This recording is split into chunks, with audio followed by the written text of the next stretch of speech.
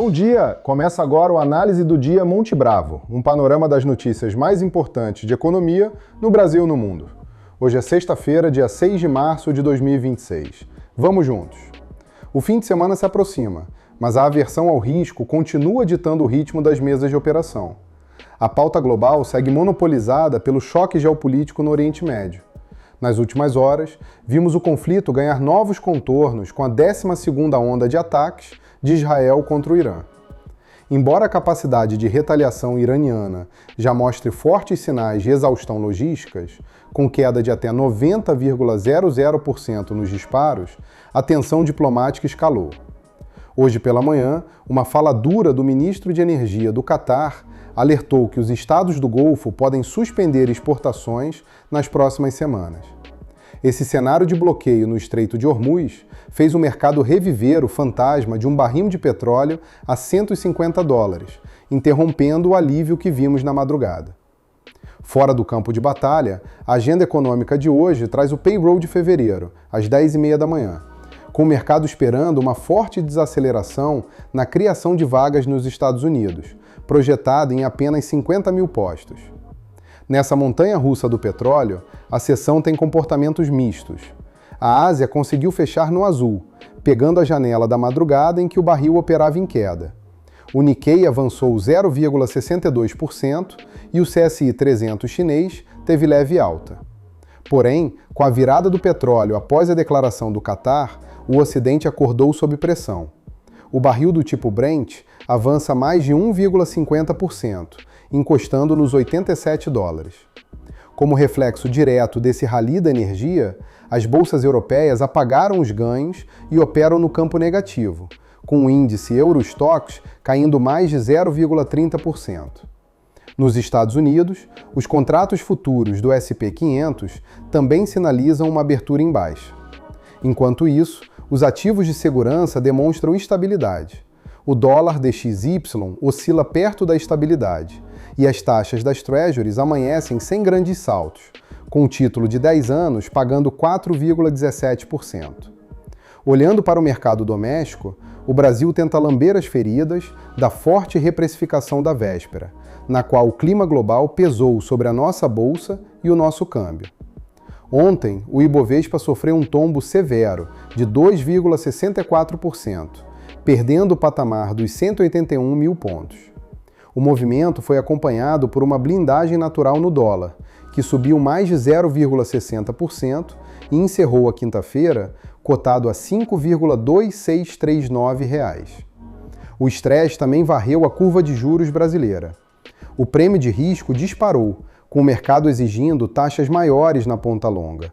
O contrato para janeiro de 2031, por exemplo, saltou pesados 26 pontos base na última sessão.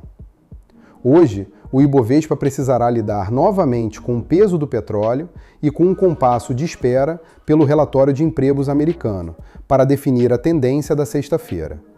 Nos Estados Unidos, a produtividade do trabalho surpreendeu positivamente no quarto trimestre, com alta anualizada de 2,8% em relação ao trimestre anterior, elevando o crescimento anual para o mesmo patamar.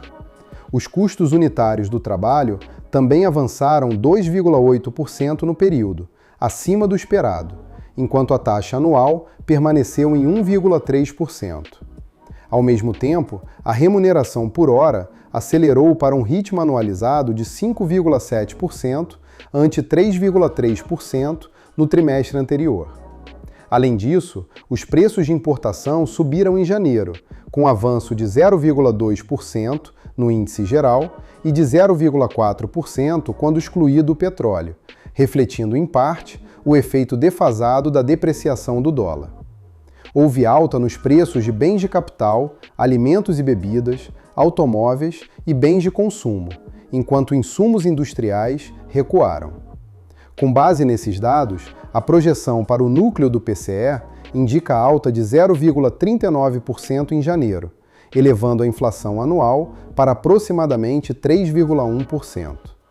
No Brasil, a taxa de desemprego no trimestre encerrado em janeiro de 2026 ficou em 5,4%, recuo de 1,1 ponto percentual em relação ao mesmo período de 2025.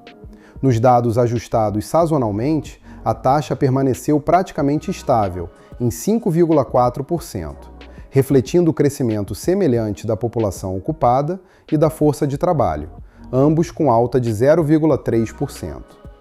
Na comparação com o mesmo período do ano anterior, a população ocupada avançou 1,7%, impulsionada por um aumento de 3,1% nos vínculos formais, enquanto as ocupações informais recuaram 0,6%. Esse movimento levou a uma nova queda da taxa de informalidade, que atingiu 37,5%, renovando mínima histórica quando excluído o período atípico da pandemia. A taxa de participação da força de trabalho ficou em 62,1%, com leve queda na série sem ajuste sazonal e pequena alta na série ajustada. O indicador permanece abaixo do nível pré-pandemia e tende a seguir pressionado por fatores demográficos, especialmente o envelhecimento da população. Ao mesmo tempo, os rendimentos reais continuam avançando. O rendimento médio efetivo subiu 0,3% e o habitual 0,5% na margem, com ganhos mais fortes entre trabalhadores formais. Nós ficamos por aqui. Bom dia e bons negócios!